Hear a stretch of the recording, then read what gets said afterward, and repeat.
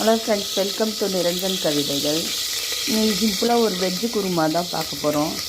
எண்ணெய் ஊற்றிருக்கேன், லைட்டாக சோம்பு, 2 கிராம்பு, பட்டை, நிறைய மசாலா சேர்க்கல இதில். நான்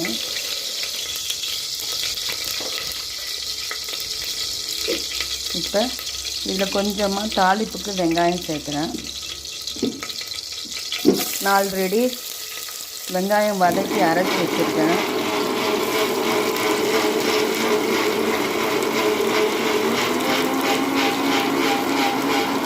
இது சப்பாத்தி குருமா.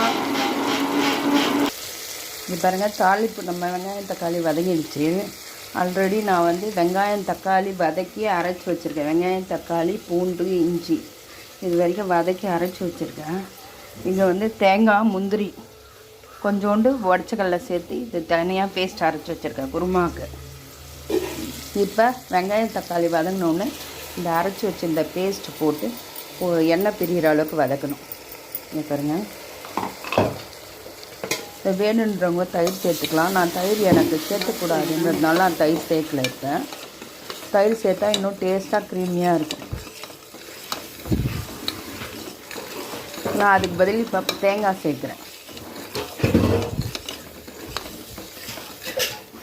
இது வதங்கட்டும், எண்ணெய் பிரிகிற அளவுக்கு இது வதங்கணும்.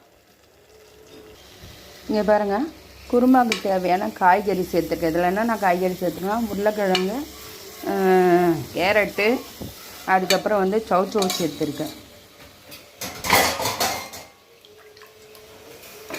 அதெல்லாம் தண்ணி சேர்த்துக்கலாம்.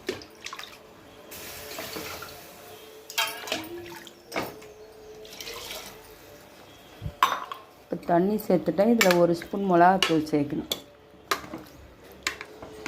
காய் வேகிற அளவுக்கு தண்ணி சேர்த்துருக்கேன். குருமா எந்த அளவுக்கு தேவையோ அந்த அளவுக்கு தண்ணி சேர்த்துக்கேன். இப்போ 1/2 ஸ்பூன் மிளகா பொடி சேர்த்துருக்கேன். இதில் வேக வச்ச பயிறு சேர்க்குறேன். இன்னும் கொஞ்சம் போடுமா? போடுமா, இன்னும் கொஞ்சோண்டு போடுமா, அப்போதாம்மா குருமா நல்லாயிருக்கும். இன்னும் கொஞ்சோண்டு போடு. நான் சாப்பிடுவேன். வெய், கொஞ்சோண்டு போடு, இன்னும் கொஞ்சம் போட்டு. நம்ம குருமாவில் காய்கறிலாம் வெந்துருச்சு. இந்த ஸ்டேஜில் அரைச்சி வச்ச தேங்காய் பால் முந்திரி சேர்க்குறேன். தேங்காய் பால் சேர்க்குறேன்.